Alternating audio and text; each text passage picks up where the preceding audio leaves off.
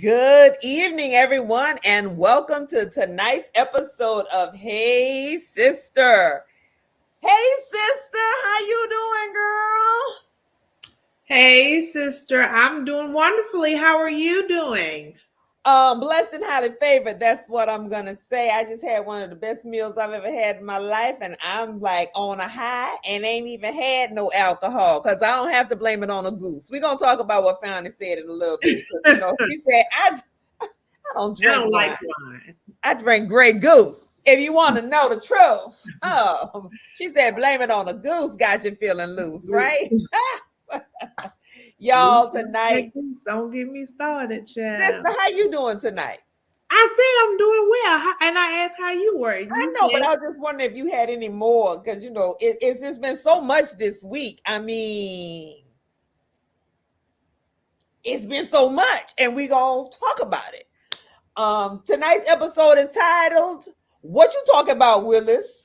So shout out to Gary and what's my boy name? Gary Coleman and Todd Bridges. Todd Bridges. Yeah, Gary Coleman, Todd Bridges, Mr. Drummond, all of the people over at Dana, whatever Dana last Hey, name. so rest in peace. Rest in peace.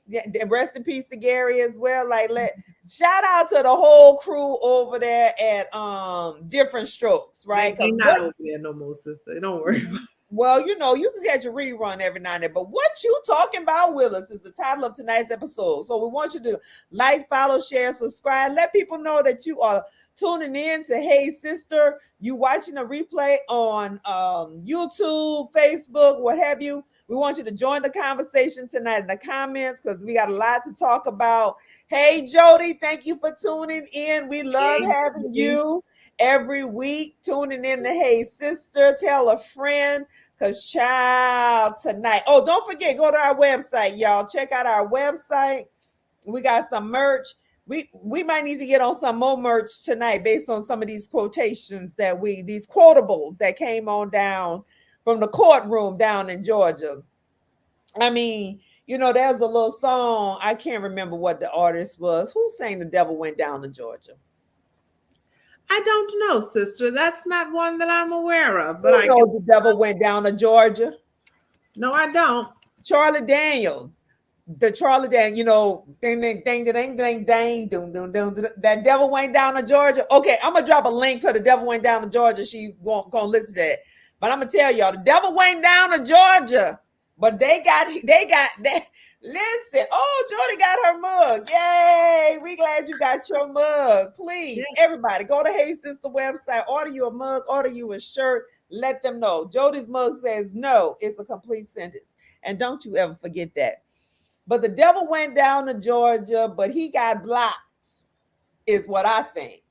Now, I don't know how the judge is going to rule, but what I do know, and this is a more on the serious side, is that as a Black woman, as a woman of a certain level of education, as a woman of a certain level of attainment,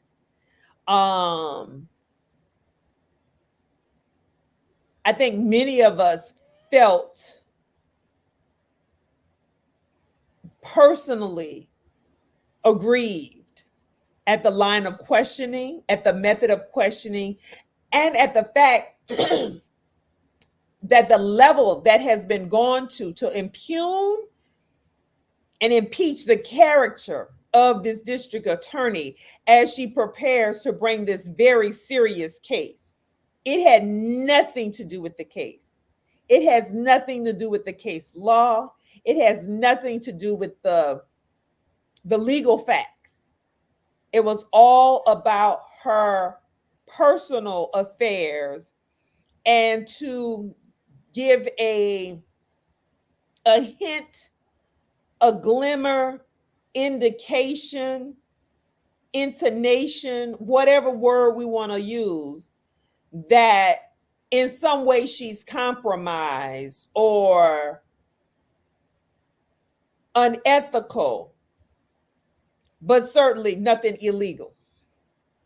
But it's only an attempt to tarnish her character. And that's why I said the devil went down to Georgia, but he got blocked. Mm-hmm. Because she was supposed to testify for 2 days. But honey, they were like, oh no, we don't want you to come back. You know why? Because they know they look stupid. They know they look stupid. They know what it looked like they were trying to do, and we all saw it.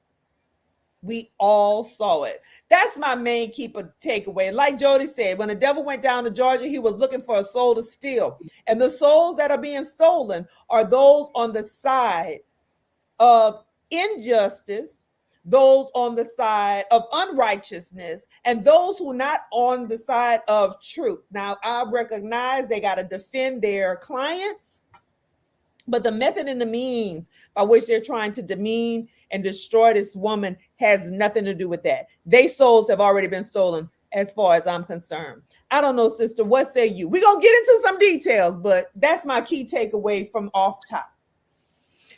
Yeah, so I agree with your key takeaways. I would add that number one, I would say I've never had to testify in a court of law. If I ever did, I would study Miss Bonnie Willis. I think she proved to be a master class in how you turn the tables. They really thought, I feel like they really thought that they were going to have one of these gotcha moments, and they never did.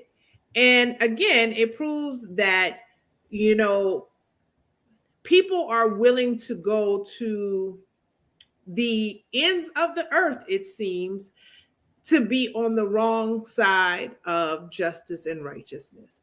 And I wonder, what do they hope to get in return for doing so? Because at the end of the day, Donald John Trump made a phone call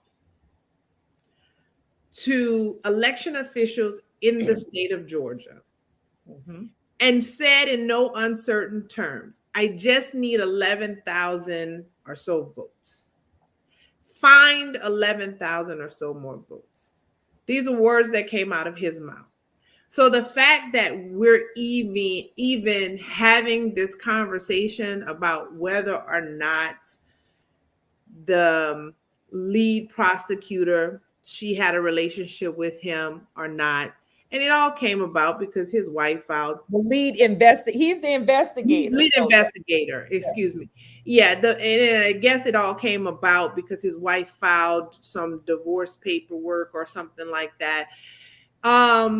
Listen, I'm not condoning anyone's behaviors, but this isn't about behavior. This is about the law. And it's insulting, if nothing else, to insinuate this woman who has been working. She's older than me, and I know I've been working for at least about 20 years. So she's been working for probably 20 plus years of her life. It's insulting to suggest that she's doing this for some kind of monetary benefit. And elected by her constituents in Fulton County. Absolutely. Because she's a district attorney. And having to deal with the level of scrutiny that she's had to deal with, not just on this case. As she said, she's gotten death threats. You know, for those who don't know, you know, this whole, Young Thug or whatever, RICO case and everything, she's a part of that. You know, so she said, with rap artists, with gang members, with all of these different things, her family has been threatened repeatedly. She's had to move repeatedly. At one point, even in the questioning, she was asked about her daughter, if her daughter ever lived in California. And she was like, my daughter's never lived in California. And then she's like, well, does she live? Where does she live? And she was like, I'm not going to tell you where my child is. Yeah. You know, to think that her own father admitted that he hasn't been able to visit his daughter, but he doesn't even want to know where she lives. Because he said if a gun is put to his head, he don't want to have to lie. He probably would make up something on the spot, but it's best that he doesn't even know. So to think that somebody has to live under those sort of circumstances just to serve, and see, that's the part that really gets me. You know, we're always told to pull ourselves up by bootstraps, to do better, to put forth more effort, to try harder. We're, you know, all of these things. And when you have somebody doing those things, who went to Howard University, graduated from Emory Law School, like you said, was duly elected as the district attorney, and all she's doing is her job.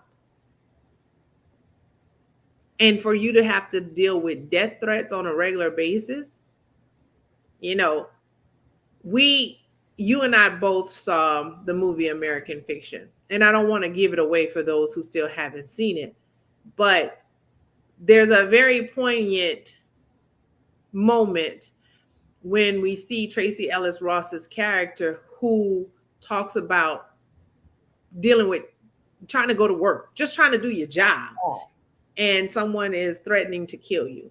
So for the vast majority of us, we don't know what that feels like. But for this woman, she's lived under that scrutiny, not just for this case. Like, this case exacerbated everything.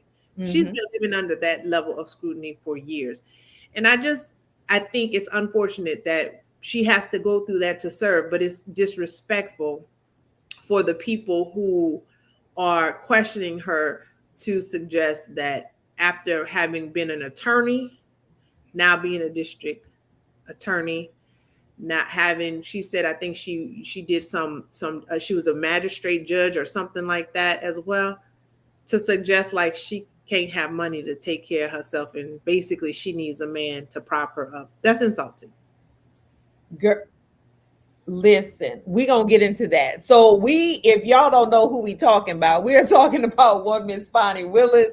She is the district attorney in the Fulton County, Georgia. She's the one who has brought the case against Donald Trump, and I think it was a total of 17 or 18 other defendants, many of whom have already pled guilty. So they've already pled guilty so that they can contribute and testify against some of their co-defendants. Many have already pled guilty there.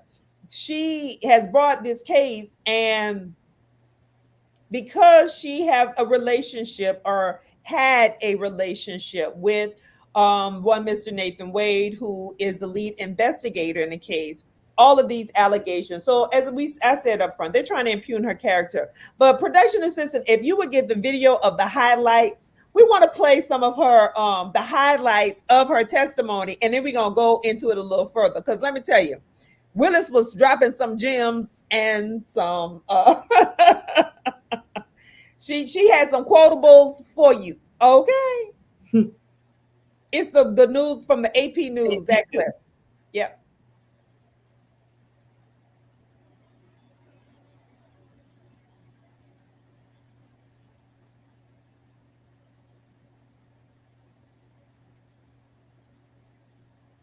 When the state was able to it's highly offensive when someone lies on you, and it's highly offensive when they try to implicate that you slept with somebody the first day you met with them, and I take exception to it. I object to you getting records. You've been intrusive into people's personal lives. You're confused. You think I'm on trial. These people are on trial for trying to steal an election in 2020. I'm not on trial, no matter how hard you try to put me on trial. So let's be clear, because you lied in this. Let me tell you which one you lied in. Right here. I think you lied right here. No. This is the truth. Judge, and it is a lie. It is a lie. The romantic relationship ended before the indictment was returned. Yes or no? To a man, yes. To a man, yes. To you, no? She's explained this, Mr. Sadown. She's explained this. And did the forthcoming indictment have anything to do with that? Or was it just a coincidence? Mr. Let's go on and have the conversation. I just asked you whether or not it was a coincidence. Had absolutely nothing to do with this. It's interesting that we're here about this money. Mr. Wade is used to women that, as he told me one time, the only thing a woman can do for him is make him a sandwich. We would have brutal arguments about the fact that I am your equal. I don't need anything from a man. A man is not a plan. A man is a companion. And so there was tension always in our relationship, which is why I would give him his money back. I don't need anybody to foot my bills. The only man who's ever foot my bills completely is my daddy. And there you have it. So this is, as we said, the insult, the suggestion. Now, I know there might be some other women, and I know some of us on different journeys and trajectories, but the suggestion that she couldn't possibly have enough money to pay for herself to go on a trip to Belize, which is one of the least expensive places to travel to. Okay, if y'all look at the American dollar compared to Belize, okay, because I think they're on the peso. To suggest that she couldn't pay for her own dinner, to suggest that a woman who has been working, as you said, over 20 years, has had a decent salary, and would not have money saved. Now, see, this is the thing for me that got me. And, you know, the stark thing that jumped out to me, I was like, you know, plain language, white folks and black folks' life is different. Yes. That was another one of my key takeaways. Because y'all clearly don't raise y'all daughters like my mama has raised us. Because my mama told us, don't go nowhere without some money in your pocket. Always have you at least $100. Have some cash on hand. You need money in your car. You need money in your house.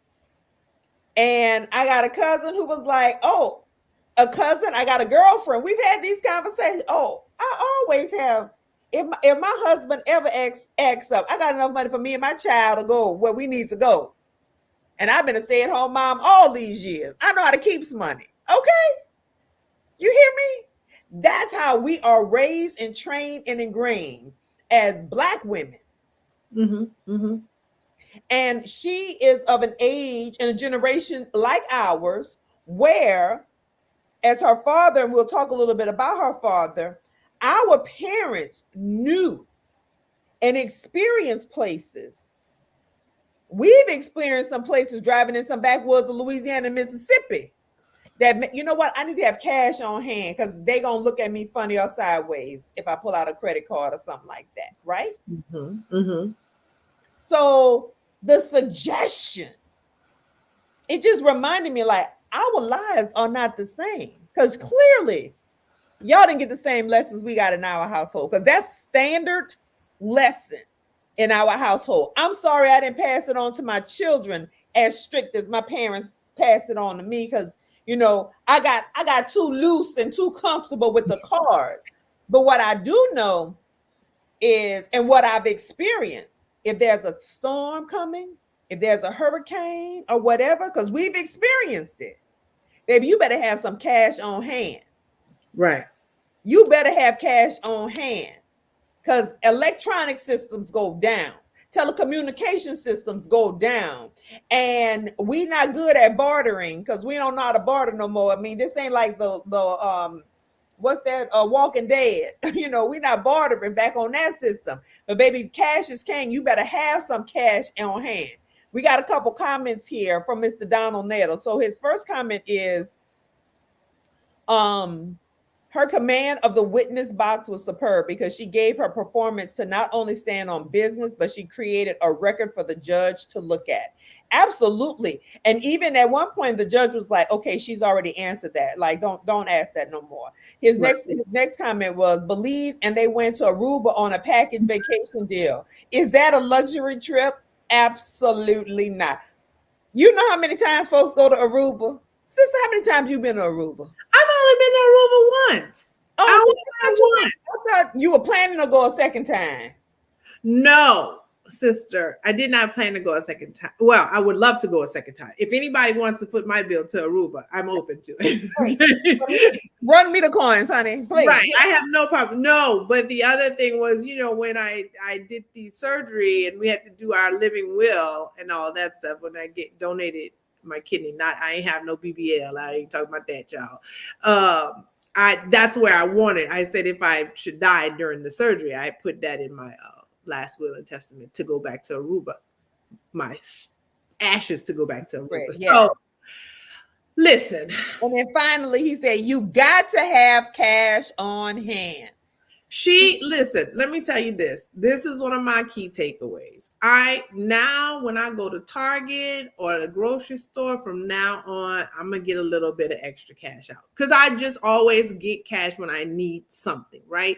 I do keep cash in my house because, like you said, we've been through storms before. We've been where debit cards ain't really working right. You don't have access to an ATM and your cell phone has gone down. We've had those experiences. So yes, there is cash that I keep in my house. I've never been good with keeping it on my person. So don't try to come for me because you're just going to be wasting your time. Never been good at keeping it on my person, but she did definitely give me some ideas about just making sure you have those cash reserves when you need them. Again, the idea, first of all, I didn't even like we say cash on hand, right? I didn't even like them using the word hoard because it was too close. It was too close. And she was like, what'd you say? When he said cash hoard, he hit that D hard enough. And she was about ready to get up out of that seat. But I thought that was very important. And it was amazing that when her father testified, he said the same thing. He said he's taught her to keep 6 months. So do you understand? This is what I need everybody out here to understand. More often than not, if you have a financial advisor, they will tell you, they used to say, keep at least 6 months in your. It used to be 3. It used to be 3 months. 6. And then it went up to 6 months in your emergency fund.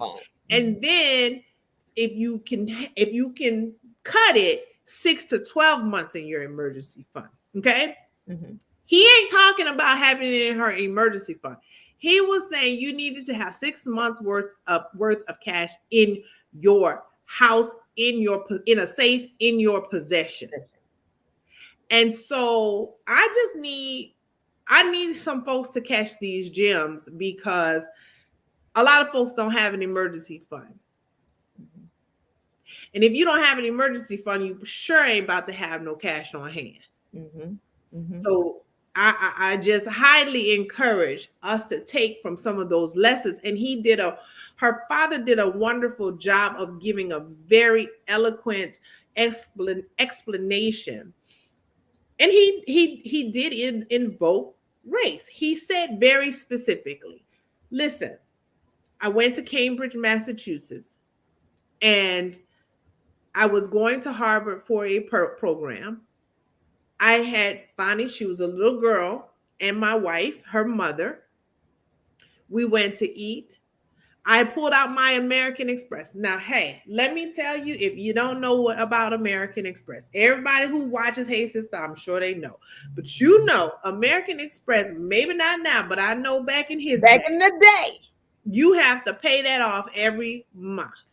It ain't no, we pay a little bit and wait.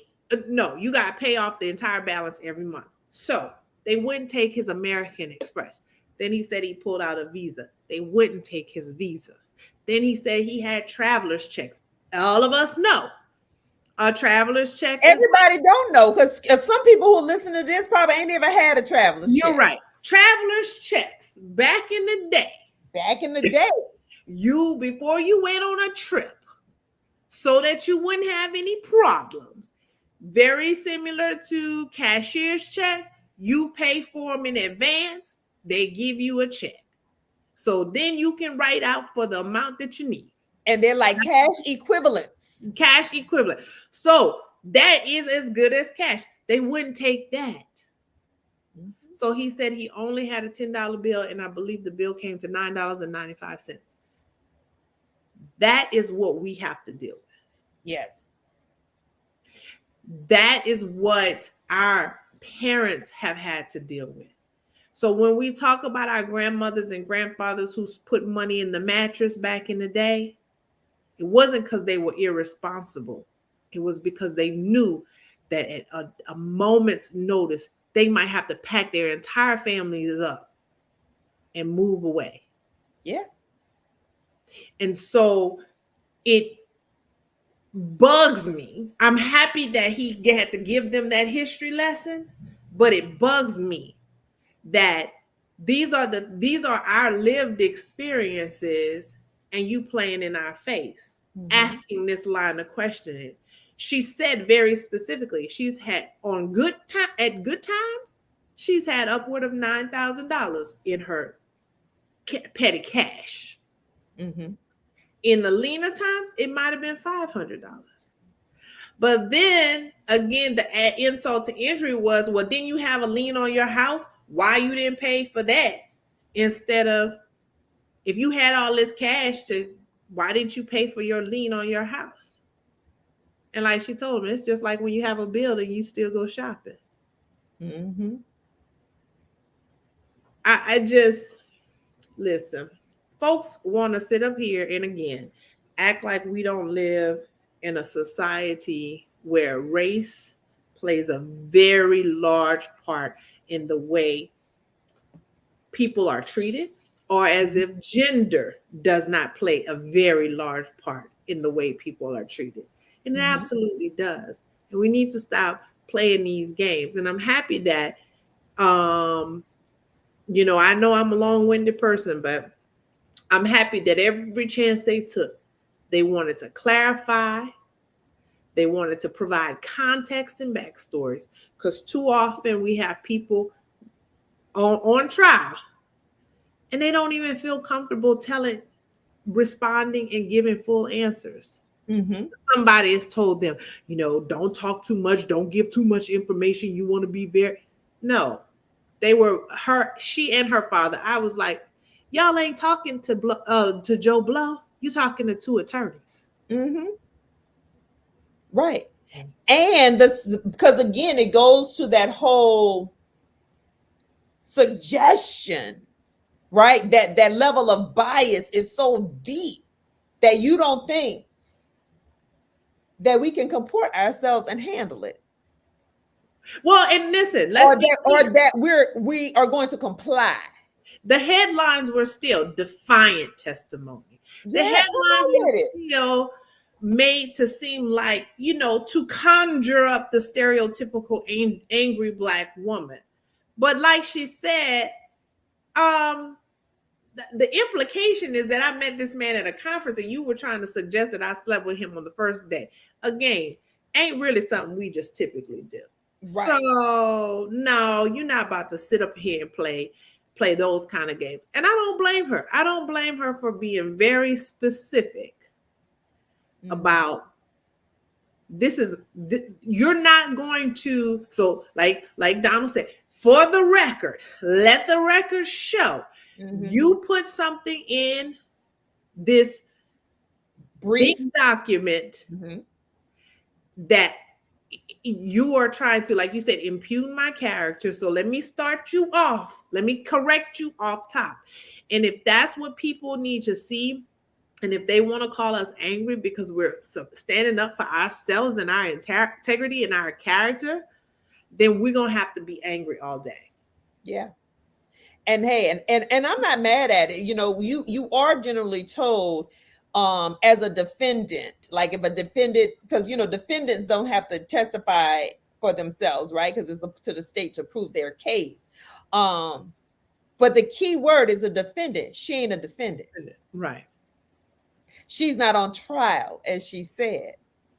You are trying to call into question whether or not she should recuse herself. Now, I don't know how the judge is going to land on this and whether she should or should not recuse herself.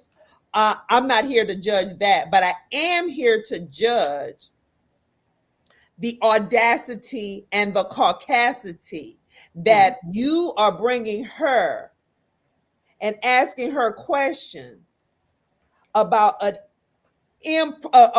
improper relationship that she may benefit from in a trial for a man who has a pending trial for paying a porn star.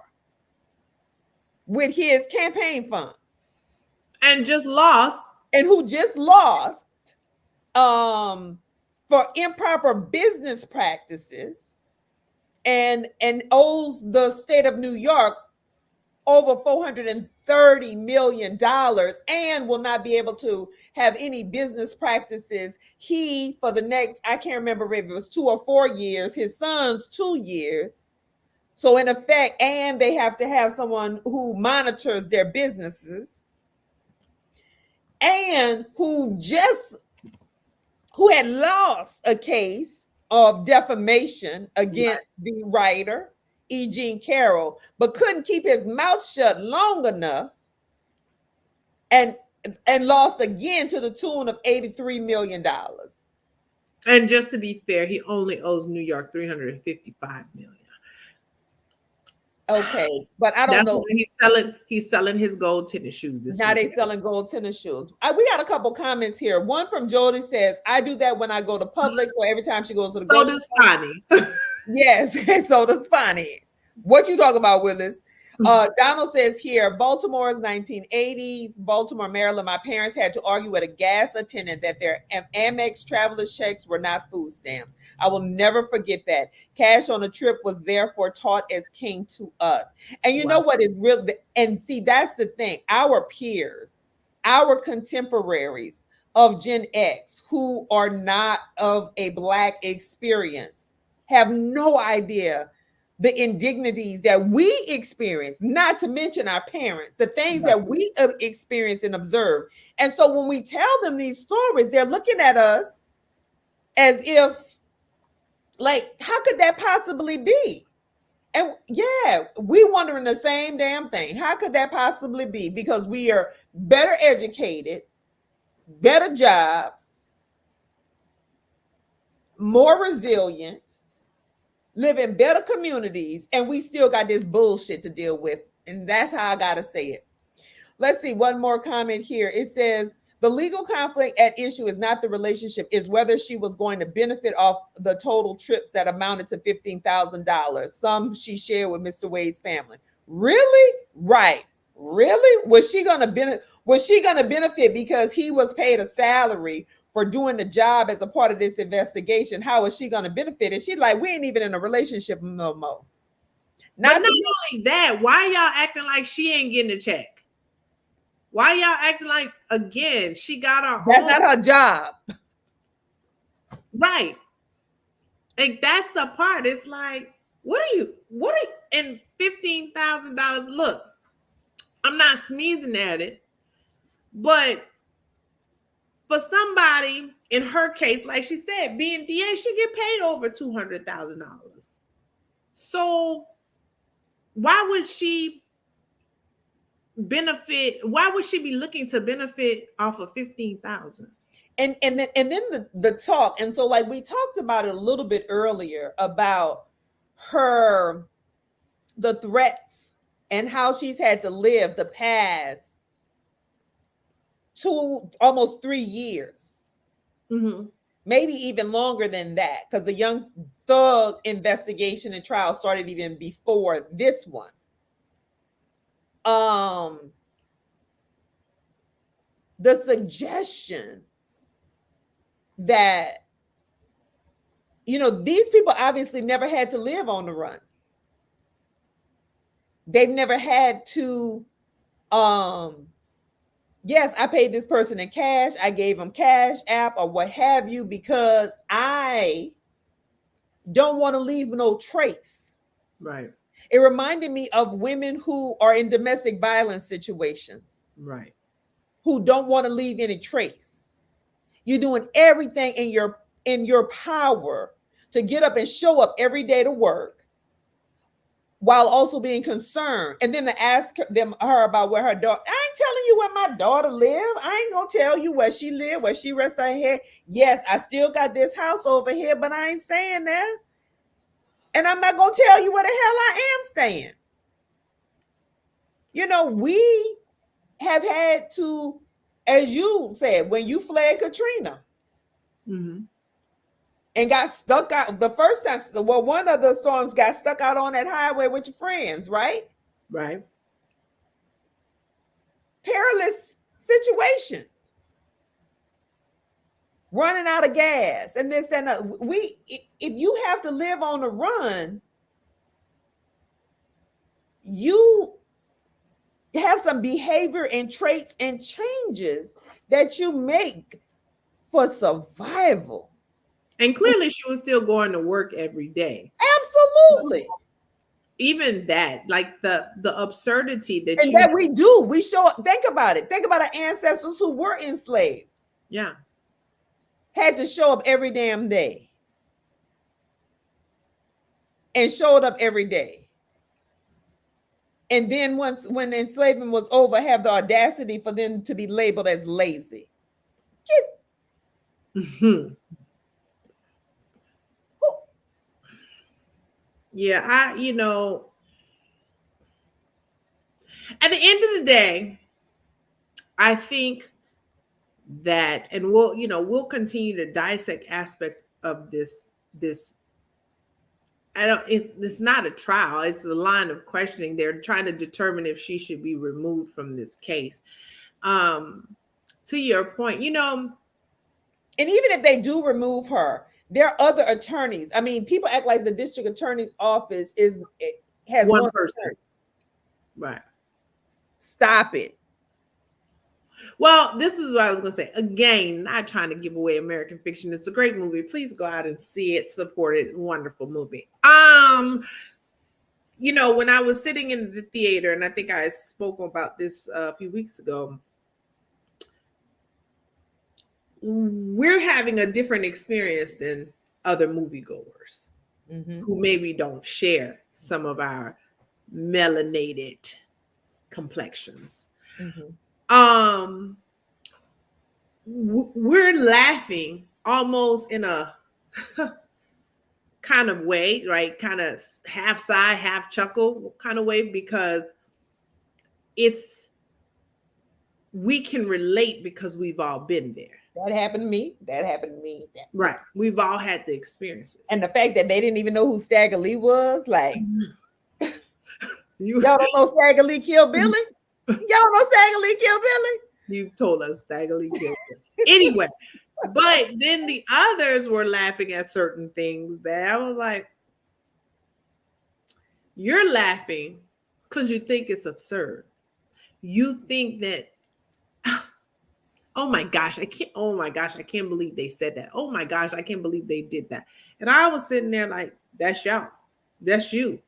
Like, you think it's absurd because you're watching it on the big screen. We think it's absurd because you all do this. Like, this is behavior that we witness. And so that's what I saw. One of the things that jumped out at me.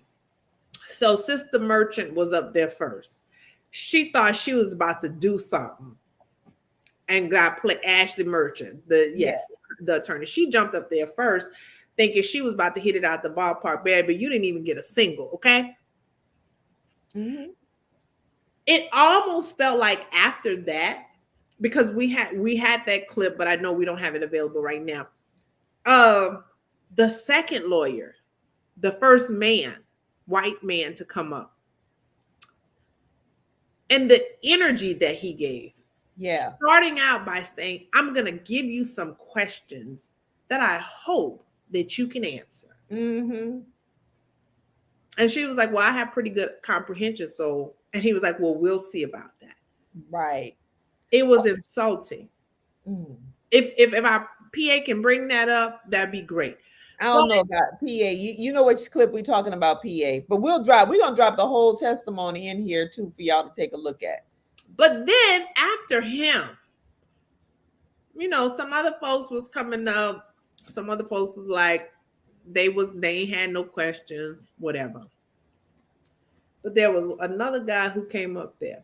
And I just felt like, oh, they didn't get her, but I'm about to do it. Like, really had this audacity, caucasity, if you will, to suggest in the air that he walked up to the podium with was like, they ain't do it, but I'm about to get her. And then was played, and the judge was like, we've already talked about all that. You can just go ahead and sit down. That's the part. That's the part where it feels to me like, y'all, really, you look at it when it's on the big screen, or you look at it even on the little screen, what have you, and you're laughing because you're saying, oh my gosh, those people are so obnoxious. No one acts like this. Many of y'all do act like that. Mm-hmm. And I hate to say the y'all and us and all that stuff. That team of lawyers, they are acting like that. They are acting as if they are so absurd in their lines of questioning. Mm-hmm. They come in, like you said, with this level of animus that you can tell this is personal, and it's like it shouldn't be.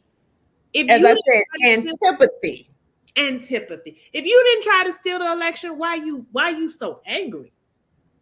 But it's like the audacity that we as Black people should speak up and out for ourselves. The audacity that we should get on a stand and say, oh no, here's what you're not about to do today. You're not about to try to play me as if I don't know what was going on in my life when. And you're not going to try to aha you and gotcha. You're not going to do that today. And it was, I really did get that sense that every new person who came up thought they was going to hit it out the ballpark. And like I said, they didn't even get a single. Right. But it's just the arrogance. Yes. And the hubris to think, oh no, I'm going to do it. Yes. Yes. Because it's the false fixed belief that I'm inherently better. Yes. And the delusion. I know that there are some people who feel like, oh, we're always making it about race. But this is what it is when you see people attacking, again, a Black woman about if she was going to benefit $15,000 off of a trip. You're not outraged about your client trying to steal an election. We all care about the United States, remember, States of America. We all care about democracy. Remember, we all care about, but we don't. Exactly. Well, clearly you don't, because quite frankly, if you was standing on business like King Harris, or you were standing on a moral compass at all, you would have said, you're going to have to find a different attorney because I can't defend the indefensible. But what's so very interesting, so here's the thing, and shout out to the defense attorneys, because, defense attorneys are supposed to do everything in their power to defend their client, to put on a strong case. Mm-hmm. And so shout out to defense attorneys. In general. Shout out to district attorneys. Mm-hmm. Shout out to local prosecutors. Shout out to the court-appointed attorneys. Yes. Because the reason Miss Lewis got down to selecting Nathan Wade is because she was having trouble. Miss Lewis or Willis? Willis. I said Lewis. I'm sorry. Bonnie, my sister. She was having a hard time hiring because people were like, I'm not trying to live like you live, sis. I'm not trying to have my life under threat. I'm not trying to have all this scrutiny on me. I'm not trying to experience what Shay Moss and Ruby Freeman experienced with Rudy Giuliani being reckless and careless with their name. We're not trying to experience what E. Jean Carroll has experienced with the defamation. We're not trying to experience what Judge Chutkin. We got judges who've been shot. We got lawyers who've been killed. I'm not trying to put my life and my livelihood and all my family on the line. So I don't even want to work this case, even though in New York, remember, her son was killed. Exactly. Even though this is very high profile, I don't want to even work it. So that's how she even got to him, because he wasn't her first choice. And she said it. And he know it. And I'm not going to, because I couldn't find a clip. Because that night we didn't have no relations, because he has his medical issues. Well, I don't remember her saying it quite like that. What I think she was trying to do, as she said, she's a private person. And when it comes to medical history, it ain't for you to disclose nobody else's medical history in the first place. But I think she kind of wanted to make them feel like poop, to make them feel like crap for even coming with the line of questioning that they were coming with. And that's when it was like, well, because she mentioned she paid for the trip to Belize because it was his 50th birthday. And she was like, and I did it big. And she said she did it big because she was like, we're happy that he's even here. And then later came back and you know how we do for 50th birthdays. Some people go to South Africa. We're big. I mean, shoot, my cousin, for her 45th birthday, all of us came down here, spent how much? $11 million to be in Zulu and ride with her, do a party and a dance and the whole, had matching outfits. Did we do all of that? Y'all didn't do the dance. Let's not rewrite history. You didn't do the dance. Ain't got nothing on me. The way I walk, where I talk, my swagger. Come on now, don't. You know I was doing it, sister. Shoot. Anyway, so as I was saying, but that was for 45. We like when we do it, we do it. Right, and she said he paid for his 50th, and she did it big, and she was qualifying it. What he had cancer and could have died, and so. We celebrate. We celebrate around here.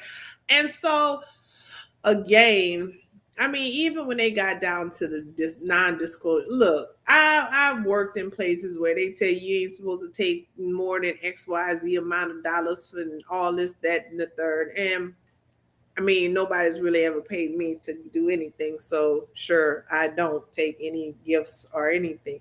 But I'm not going to sit up here and act like I believe everybody falls under those kind of policies. But she's like, even with that, it was like, y'all talking about going to eat during the pandemic. First of all, I was like, it was 2020. Wasn't nobody going to eat for real.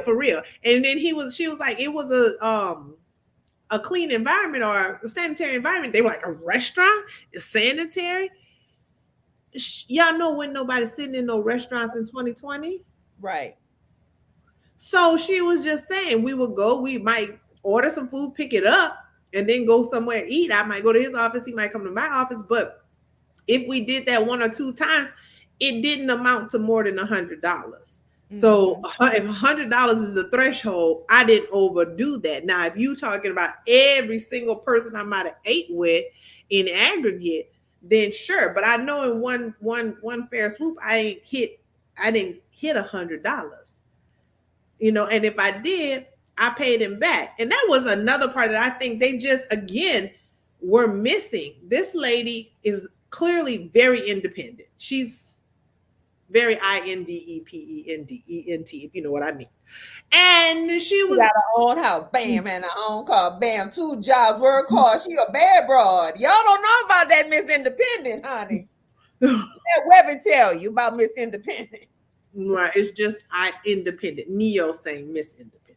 Oh, well, I'm just saying. I get it. But my point is, what she was reiterating, which, let's face it, I mean, again, even dating, okay, culturally, maybe things have changed. I ain't dated in a long, long time. But like she said, when we went out on dates, you had better have your own money.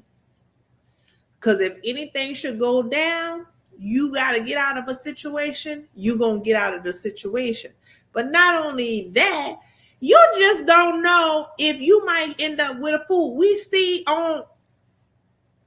all the one girl who don't want to go to Cheesecake Factory because it's too lowbrow. You got another man want to take somebody to Applebee's and be like, you got to pay for all this food that we ate and you had an extra drink. Like, people clown. Listen, let me tell you, I had to tell my husband a little story the other day because I don't think he even knew this. So the first time we met, again, we were meeting as friends. My cousin was like, hey, this is my friend, whatever. We met. First time we met, he was like, we're going to meet at Carrabba's. Mm-hmm. You know, and so we went to Carrabba's, you know, and I just sat there when the bill came. Because, again, you supposed to be taking me out for my cousin. My poor husband he was like, I ain't got but this much money. But see what he didn't know, and I told him, I said, baby, you didn't know that I already had my credit card on deck just in case. Right. Just in case anything would have popped off, right? Because that's how we do. That's how we do. And so apparently that is not how others do. Clearly not. Okay, we got a couple comments here. Okay. And then our production assistant has the video ready for us. Okay, they were caught off guard by DA Willis's approach because the defense counsel messed up the first rules of examination. Don't ask questions you don't know the answer to. They didn't expect the Willis answers. And that is the key thing. They didn't expect it because, back to what I said earlier, the delusion, the false fixed belief that their way of living and operate is inherently better. DA Willis and Attorney Wade humanized their story to make all of their explanations plausible to the average Joe. They sounded like the truth. They were not excuses. Imagine that in a Trump case. Well, and I would also add, they did attempt to try to make a dig at her about her. Now, I didn't listen to the church address. I know she had addressed, and it was like, so what did you mean by they, them, and there were also clearly rules established about what we're not bringing into this conversation. And they were still trying to bring stuff into this conversation that had already been said. I heard about her church address, and her church address was to the liking is that of all the people she hired, and I think Donald mentioned it earlier in one of the comments, he said, as a note, I appreciate, she said she would not emasculate a black man. Also, no, Mr. Wade had a totally different, more deferential response on the witness stand than DA Willis. Absolutely. And they got mad about that when she said, I won't emasculate a black man. He was like, what'd you say? Yeah. I won't emasculate a black man. Mm-hmm. But what she said in the church address was all they want to say talk about the race card, but the only person who they're brought into this questioning of all the attorneys who are working this case is the one black male attorney. That's the only thing that they have something to try to have, again, to try to trip her up on, oh, you had this relationship with him, this personal relationship. Now, okay, so let's let our PA play this clip real fast on this how this man asked these questions. Yeah, let's do that.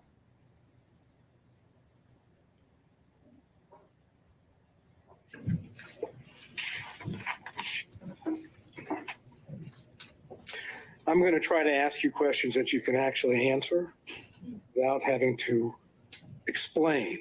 Okay? Yes, sir. My comprehension skills are pretty good, so we should do all right. We shall soon see.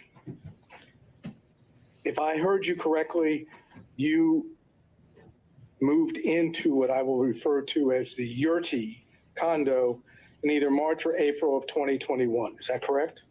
Sometime between late February and April, yes. You can go ahead and stop it there, PA. Time period.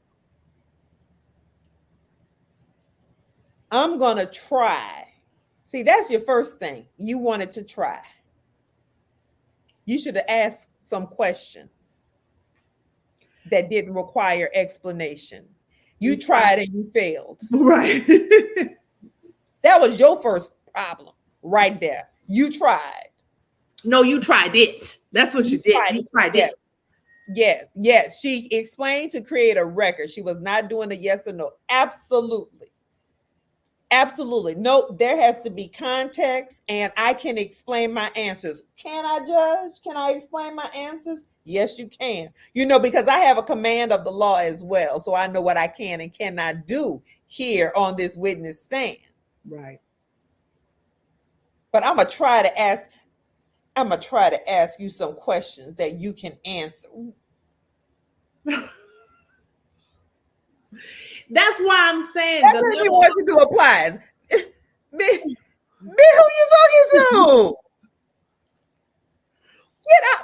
Stop playing in my face. Are you kidding me? Who you think you talking to? You know what I'm saying? I absolutely know what you're saying. That's why when I saw it, I was like, oh, and haven't you been in a meeting at work? Haven't you been? And that's the thing. We have this lived experience. Right. Well, I'm going to rephrase the question. You don't need to rephrase it because I've already answered it. And I said, I ain't going to rephrase my answer. It's still going to be, no, you wrong. And it's stupid. Thank you. Don't rephrase the question. Rephrase your logic. Rephrase your logic. Come with a better freaking argument, because your argument is stale, it's tired, and we can see through it. It's transparent. Okay. And I just have to say again, I don't know people's political leanings. I'm not, I don't know how they're able to defend the likes of Donald John Trump, considering that, you heard for yourself, he was trying to, he's trying to steal an election. It goes without saying. And then to have this whole Jedi mind trick of trying to reverse it and say the Democrats stole the election is crazy. But you were genuinely trying to steal an election. I don't know how you defend the indefensible, but even the way, like the makeup of their bench, like their group of lawyers, it's like, so just we ain't even gonna try. We're not even gonna pretend that there's diversity, equity, or inclusion here. We're just like, yep, old white people, this is what we do. Okay, so let's put a hold on that, because Ashley Merchant and her husband run their law firm, and their law firm they already a married couple. Okay, so she benefited from his cases and he benefited from hers, right? Okay, let's shut up on that. But let's talk a little bit about Mr. because we ain't got but a couple minutes. Yes, Mr. John Clifford Floyd the third, who is a member of Kappa Alpha Psi, child. Because he told us all of those things. Yes, he did. The Kappas had a good week. It started with the Usher Bowl, the Usher Bowl and Usher Board, and they were shimmying and twirling their way to Super Bowl infamy. And now the brother, as in his 80, at 80, they talking about 80s. And so I think that is a great example of, yes, you can be 80 years old and have mental sharpness and mental acuity, as well as lived experience that allows you to get up on that stand and answer some questions and stand on business and protect your daughter still. Because she said the only man that ever paid my way fully is my daddy. And he said, and he said, I don't know about her relationships because she don't know about mine. Boom. Let's talk about Brother John, baby. He said it, and he do not let that civil and white fool up, because he had it all together. And I think that's also what they expected. They did not expect the level of preparedness and acuity and sharpness that this glorious Black father, because they don't expect us to have no fathers like that. We ain't got no fathers. We just miraculously appear on this earth. And if we did, we have fathers. They are of this fictional. They not fathers like that who gave a damn about us, who cared about us, who are educated. They not them kind of fathers. The things that were so interesting to me, and they brought it up in both hers as well as her questioning, as well as Mr. Floyd's questioning. so first of all, definitions, right? I feel like we need to all level set, and Donald's an attorney, correct? Yes.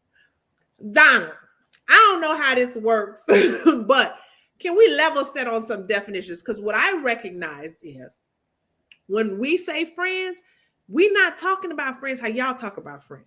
Because they asked repeatedly about this woman being her friend, and she was like, what? I felt like, what don't y'all understand? They used to kick it in college. They fell off. Right. They fell off. And then when she moved to Atlanta, just so happened she was getting married. I needed a place to stay. It was a mutually beneficial situation. That didn't make us friends. Like, so friends was one. Mm-hmm. House, your house, where you live. She had to say repeatedly, I laid my head at this place, but my house was in South Fulton where I could not go to anymore.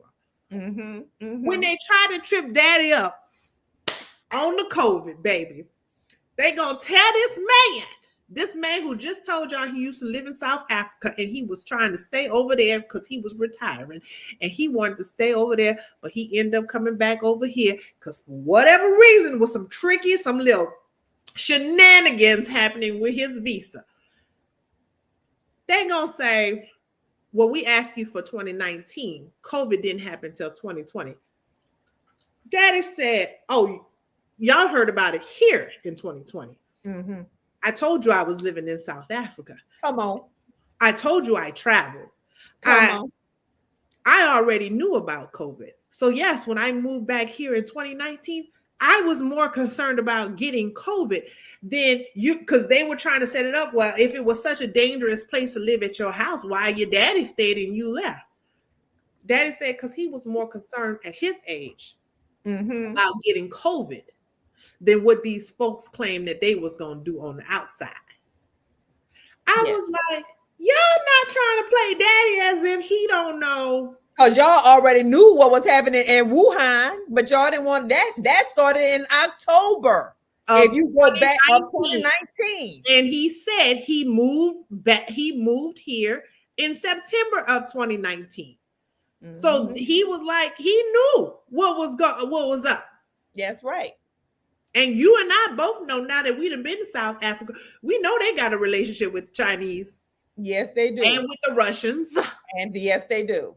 So I said, oh, they trying to play daddy like he don't know what he's talking about. But he had to let them know. I was more concerned about getting COVID. Mm-hmm.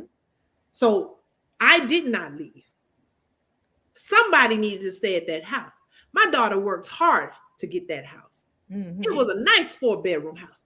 I was going to stay there. Yes. But so things about when she can, because I do that often. People always say, you know, like you live in Arizona. My house is in Arizona. My home is Louisiana. I say that very often. So when the sister was like, no, my house is South Fulton. I laid my head at this other place, at this condo. I've laid my head at other places. And when I say I have cash in a safe, y'all keep talking about at my house. The cash is wherever I'm at. Mm-hmm. So I was like, can we get some definitions around here? Because clearly you all have a very different perspective of what friendship is. And when I'm saying you all, I'm gonna say these attorneys who were trying to trip her and her father up. Y'all didn't understand how it was real out here in the end of 2019. And I know there were some people I worked with got COVID in 2019. Absolutely. There were people who had COVID and brought it to Florida to the Super Bowl in January of 2020. Yeah. It was well before the national emergency. Before the emergency, right. Yeah. So let's see what it said. That is why she had to explain, if you let counsel lead and define the language and go unchallenged, then that is what the record will state. And so she was setting the record straight. Another comment here, Attorney Willis and Floyd explained their answers as long as the judge would allow. They were very effective witnesses for their argument. Defense counsel were not expecting the consistent responses. Absolutely not, because they don't know our lived experiences.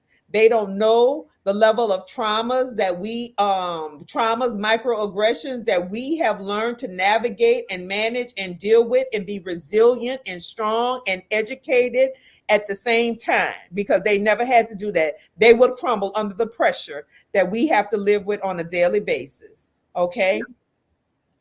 They didn't understand that this father, how he trained his daughter.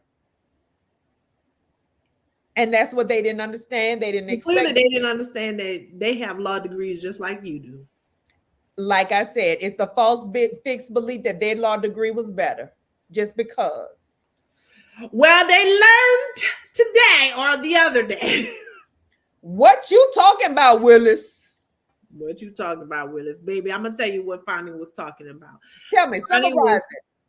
Fonnie was talking about, let me tell you, and Attorney Naylor has hit the nail on the head. If the judge is going to give you an opportunity to explain yourself thoroughly, take that opportunity. I have never, again, been on anybody's witness stand, but I would say that this is a masterclass on how you should approach things. And if you have the opportunity, if somebody... Wait. Now everyone should get on a witness stand and try it. The Floyds were tactical. They should not yes. go. He said should not. Everyone should not get on the witness stand. Right. No. Know your situation. Know your situation. But and in this case, she's not on trial.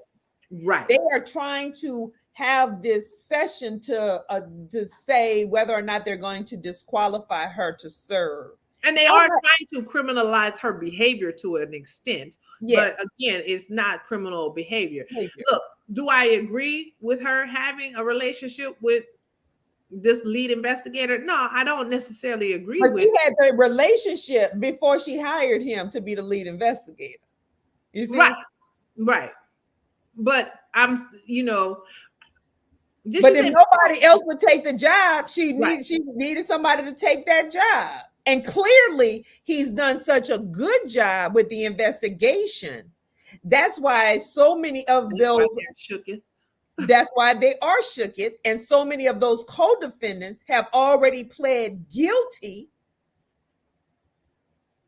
because he's done a damn good job with the level of investigation. And clearly with the amount of money, because she also alluded to that. She is not given the type of budget that others are given. And her predecessor, I think she said she would hire attorneys at the rate of about $350 per $375 or something per hour. There are others who hire folks at $1,000 per hour. She's like, she ain't going over $250.